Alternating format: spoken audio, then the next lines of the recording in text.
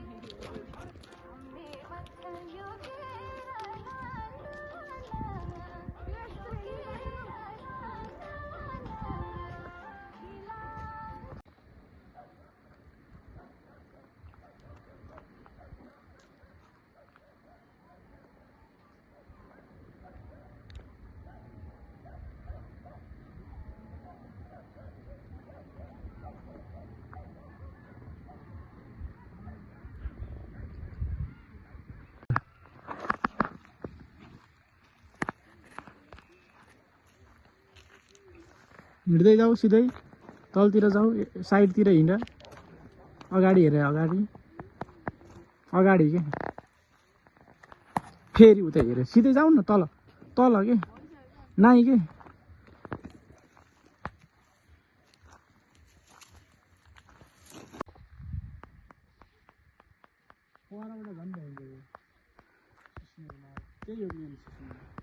तिमी हिँड न, उता जाऊ न।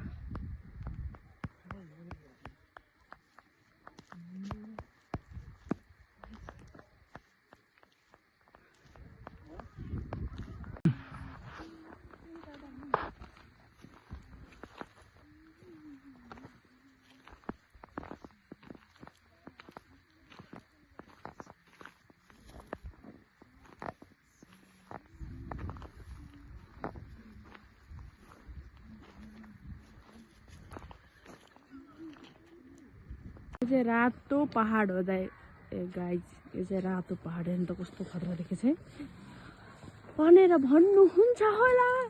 तर यो हो यताबाट चाहिँ घाम परेर गाइज, घाम बेलुकाको घाम परेर हेर्नु न यहाँ माथि गाइज। घर कहाँ माथि छ, घर यहाँ चाहिँ यस्तो छ। उहाँको व्हाइट हाउस चाहिँ त्यो हो, त्यो रातो र सेतो भएको रुकुम पश्चिमको व्हाइट हाउस अरे। अर्को व्हाइट हाउस वहाँ छ, जिल्ला प्रशासन कार्यालय देखियो, सेम बिल्डिङ। कहाँको? ऊ पारिको हो त्यो जिल्ला प्रशासन कार्यालय। यो चाहिँ खलङ्गाको व्हाइट हाउस ऊ पारिको, यो सेतो होइन। अनि यहाँ चाहिँ आर्मी ब्यारेक। यो चाहिँ लास्ट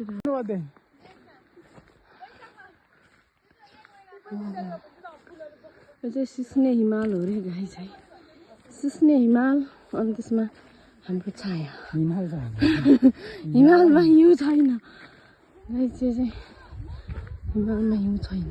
त्यो बस पार्क हो।